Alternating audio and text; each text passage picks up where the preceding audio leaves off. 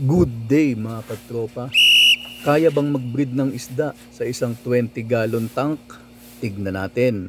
3 days ago gumawa ako ng maiksing vlog tungkol sa mga na-breed natin na rose barb last week. So after a week nga, mas makikita na natin yung mga fry na ipinakita ko sa inyo nung mga nakarang araw na bagong pisalang. Yan, makikita nyo na sila na lumalangoy doon sa tub na kung saan ko sila isinalang. So yung mga fry na nakita ko dito sa tub na to is more or less nasa mahigit 20 pieces na sila na lumalangoy na ganyan. Pero meron pa tayong nakikitang medyo mas maliliit na nakatago dyan sa mga halaman at algae.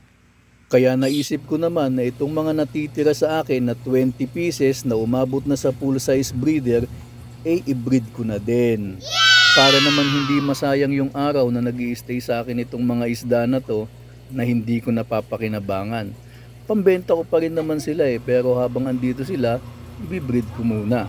Total, meron pa naman akong ibang rosy barb na pinapalaki ko na nandiyan sa isang aquarium na yan.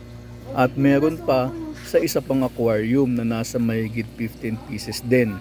So dito nga sa 20-gallon tank, naisipan kong isa lang yung mga breeder ng rosy barb.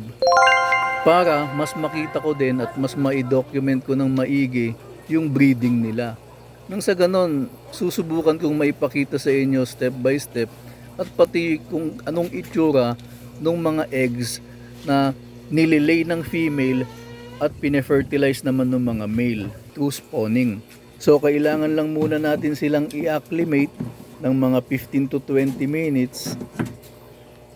During acclimation ay maglagay din tayo ng konting tubig na galing dun sa tank na kung saan natin sila ilalagay. Ayan. Nilagay na natin sila.